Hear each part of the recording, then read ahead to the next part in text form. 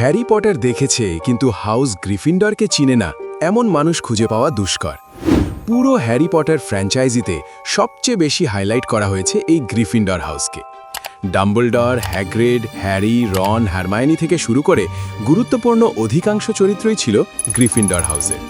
তো এই Gryffindor house এলো কোথা থেকে? কে এই হাউসের প্রতিষ্ঠাতা? এর নিগুড় ইতিহাস জানতে হলে আমাদেরকে ফিরে যেতে হবে হাজার বছর পেছনে, মধ্যযুগের ব্রিটেনে।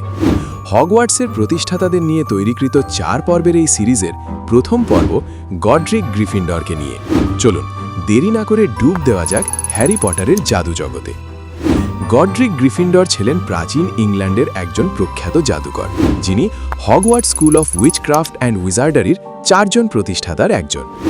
আনুমানিক 970 খ্রিস্টাব্দের আশেপাশে সম্ভ্রান্ত এক জাদুকর পরিবারে তিনি জন্মেছিলেন ইংল্যান্ডের ওয়েস্ট কান্ট্রির এক ছোট্ট গ্রামে।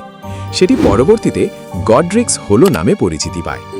ছেলেবেলায় জাদুকর পিতার কাছেই জাদুর হাতেখড়ি হয় গডরিকের। সময় গড়িয়ে যাওয়ার সাথে নিজের জাদুকরী নৈপুণ্যে গডরিক হয়ে উঠেছিলেন তার যুগের অন্যতম সেরা জাদুকর। কিছু তথ্যমতে 18 বছর বয়সে হগসমিডে সালাজার স্লিধারিনের সাথে সাক্ষাৎ হয় তার। একসময় তারা পরিণত হয় অন্তরঙ্গ বন্ধুতে। কাল পরিক্রমায় ব্রিটেনের তৎকালীন তুখোর 2 মহিলা জাদুকর হেলগা হাফুলপাফ ও রোয়েনা র্যাভেনক্লর সাথে তাদের পরিচয় ঘটে।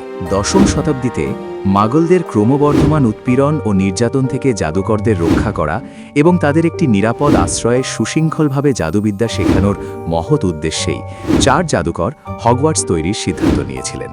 তারা চেয়েছিলেন জাদুকরদের অস্তিত্ব টিকিয়ে রাখতে এবং নিজেদের জ্ঞান ও ক্ষমতাকে একত্রিত করে এমন একটি শক্তিশালী শিক্ষা প্রতিষ্ঠান গড়ে তুলতে যেখানে আগামী প্রজন্মের জাদুকররা নির্ভয়ে জাদু চর্চা করতে পারবে।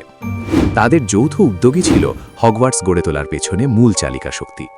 হগওয়ার্টস চালু হবার পর গডরিক গ্রিফিন্ডর নিজের নামানুসারে গ্রিফিন্ডর হাউস গড়ে তোলেন, যেখানে সাহস, বীরত্ব ও সংকল্পের গুণাবলী সম্পন্ন ছাত্রদের বেছে নেওয়া হতো।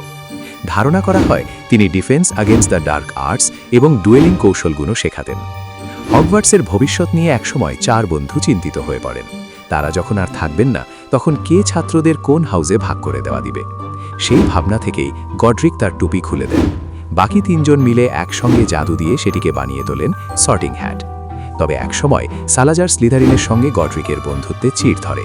স্লিধারিন মনে করতেন মাগলবর্নদের জাদু শিক্ষা দেওয়া উচিত নয়, আর গডরিক ছিলেন ঠিক তার উল্টো মতে। তিনি বিশ্বাস করতেন জন্ম হোক যথাযথা, কর্ম হোক ভালো। এই মতপার্থক্য একসময় গভীর দ্বন্দ্বের রূপ নেয়। স্লিধারিন এবং গ্রিফিন্ডরের মাঝে বাধে এক যুদ্ধ।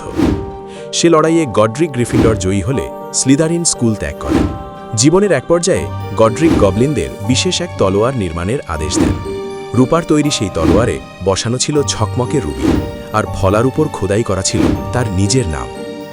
গবলিনদের তৎকালীন রাজা কিং র্যাগনুক প্রথম সেই তলোয়ার তৈরি করলেও পরে তার মনে হয় এটা ছিল তার শ্রেষ্ঠ শিল্পকর্ম, যা গডরিক ছিনিয়ে নিয়েছেন।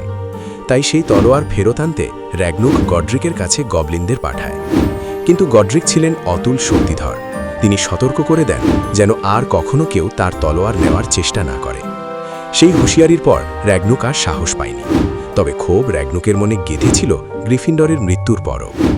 গ্রিফিন্ডর তার জীবনের 2টি মহামূল্যবান বস্তু রেখে গিয়েছিলেন পৃথিবীতে: গবলিনদের তৈরি রত্নখচিত তলোয়ার এবং বিখ্যাত সর্টিং হ্যাট। বিস্ময়ের ব্যাপার হল এই 2 বস্তু যেন এক অভ্যন্তরীণ বন্ধনে আবদ্ধ। প্রকৃত গ্রিফিন্ডরের উত্তরসূরি যখনই সংকটে পড়ে, তখন সাহসিকতার প্রতীক হয়ে সর্টিং হ্যাটের ভেতর থেকে সেই তলোয়ার নিজেই বেরিয়ে আসে। যে প্রাণীকে এই তলোয়ার হত্যা করে, ওই প্রাণীর শক্তি নিজের ভেতরে ধারণ করতে পারে এটি। হ্যারি পটার যখন ব্যাসিলিস্ককে পরাজিত করে, তখন তলোয়ারটি ব্যাসিলিস্কের বিষ শুষে নেয়। পরবর্তীতে লর্ড ভলডেমর্টের হরক্রাক্স ধ্বংসে তলোয়ারটি গুরুত্বপূর্ণ ভূমিকা রাখে। ডাম্বলডর এই তলোয়ার দিয়ে ধ্বংস করেছিলেন মার্ভোলো গন্টের অভিশপ্ত আংটি, রন উইজলি ধ্বংস করেছিল স্লিধারিনের লকেট, আর নেভিল লংবটম এই তলোয়ার দিয়েই খতম করেছিল ভলডেমর্টের শেষ হরক্রাক্স নাগিনীকে। গডরিক গ্রিফিন্ডরের মৃত্যুর সময় এবং কারণ অজানাই রয়ে গেছে।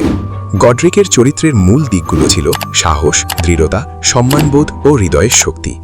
4 প্রতিষ্ঠাতার মধ্যে তিনি ছিলেন সবচেয়ে উদার মনের জাদুকর। বিশেষ করে মাগল পরিবারে জন্ম নেওয়া শিক্ষার্থীদের ব্যাপারে তার সহনশীলতা অন্য সবার চেয়ে অনেক বেশি ছিল।